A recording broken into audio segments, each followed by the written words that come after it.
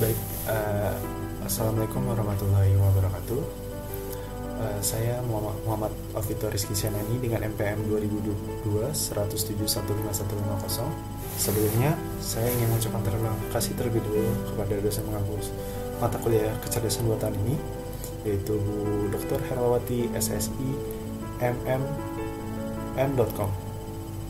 Baik, untuk pertemuan kali ini saya akan mempresentasikan atau membahas mengenai tentang bab 12 masa depan AI dan Python yang mengenai tren terbaru dalam kecerdasan buatan.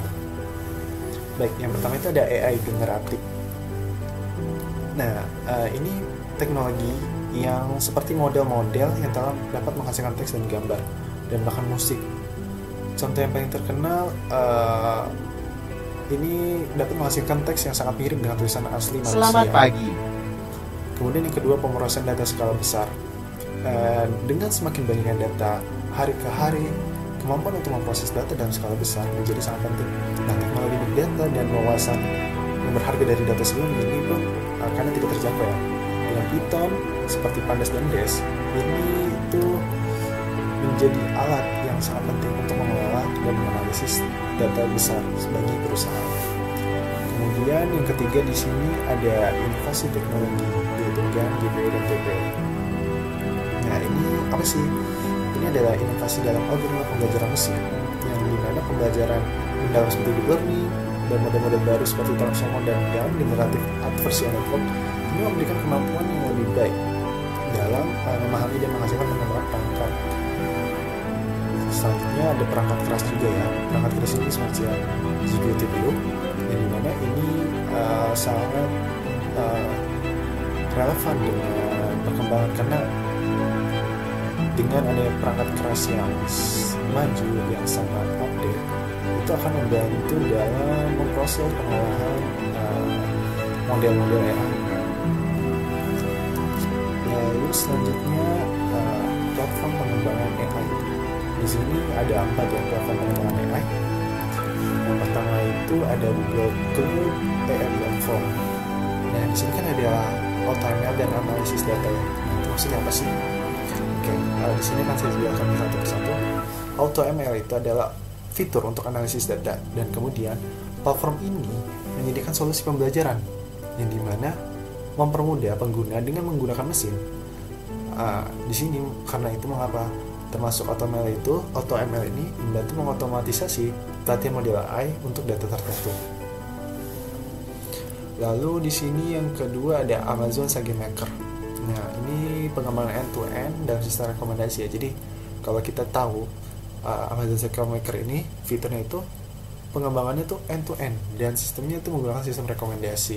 Di mana Amazon SageMaker ini memungkinkan pengembang untuk membangun, melatih dan menyebarkan model yang dimana model ini bisa kita sebarluaskan dan dilihat dan digunakan oleh banyak orang sehingga pembelajaran mesin dengan cepat menggunakan alat yang terintegrasi untuk seluruh siklus hidup AI.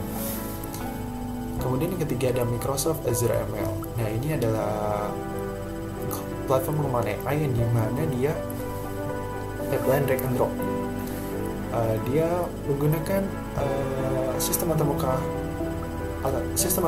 yang berbasis cloud dengan drag and drop. Nah, jadi ini mempermudah ya untuk pengembangan dalam pengembangan AI. Kemudian yang keempat adalah ada IBM Watson. Di sini IBM Watson itu platform pengembangan AI juga yang dimana ini memiliki fitur NLP atau Natural Language Processing, di mana fokus pada pemrosesan bahasa alami. Dan ini kita bisa mencoba pintar dengan berbagai alat yang dirancang untuk memahami dan merespons bahasa manusia. Kemudian kita akan lanjut ke bab selanjutnya. Lanjut ke slide selanjutnya. Di sini kita di masa depan industri dunia kerja. Kita di masa depan dunia kerja dan industri. Di sini ada dalam tiga tahapan, dalam pendidikan, dalam industri, dan tantangan. Oke, kita akan jelaskan satu persatu. Dalam pendidikan, di sini kurikulumnya itu sangat open ya. Kenapa? Karena ini kan berbasis open source, yang dimana pembelajarannya bisa kita akses di mana saja untuk khususnya dalam bidang ilmu komputer dan data science. Kemudian komunitas aktif. Komunitas aktifnya ini juga memiliki komunitas global, yang dimana kita sebagai student ya, atau mahasiswa pelajar bisa mendapatkan banyak sumber daya dalam forum diskusi, dan dimana kita juga bisa kontribusi dalam open source. Lalu selanjutnya ada di industri web development, AI dan keamanan cyber. Nah, dalam web development kita pun juga bisa menggunakannya. Kenapa? Karena Python bisa menggunakan framework seperti Django atau Flash, yang dimana itu khusus framework untuk dalam pengembangan web. Jadi tidak hanya berdata sebagai latihan model AI ya. Jadi web development juga bisa. Lalu yang kedua ya tentunya AI atau Artificial Intelligence. Ini adalah Python adalah bahasa utama dalam pengembangan AI dan machine learning, dimana dengan pustaka seperti TensorFlow dan PyTorch. Kemudian keamanan cyber. Keamanan cyber Python juga bisa digunakan dalam analisis keamanan ya, dimana pengembangan alat keamanan cyber. Terus tantangannya itu kira-kira ada yang pikirkan sih? Tantangannya apa? Jadi dalam kinerja pengelolaan memori ini, kadang Python itu terasa lebih lambat dibanding C++ karena sifatnya interpreted. Nah, kira-kira apa sih itu interpreted? Itu akan kita bahas di slide selanjutnya. Lalu untuk kompabilitasnya ini beberapa proyek mungkin menghadapi masalah kompabilitas dengan versi Python yang berbeda. Hanya itu saja sih. Jadi ketika ada masalah versi yang berbeda, ada kemungkinan terjadinya semacam error. Oleh karena itu biasanya kita dikhususkan untuk mengupdate versi Python yang lebih terbaru. Lalu selanjutnya adalah tantangan Python dalam AI. Nah, seperti slide sebelumnya kan kita membahas tentang interpreted ya. Nah, jadi dalam bahasa pemrograman itu ada dua pemrosesan bahasa. Jadi yang pertama ada compiler dan yang kedua ada interpreted.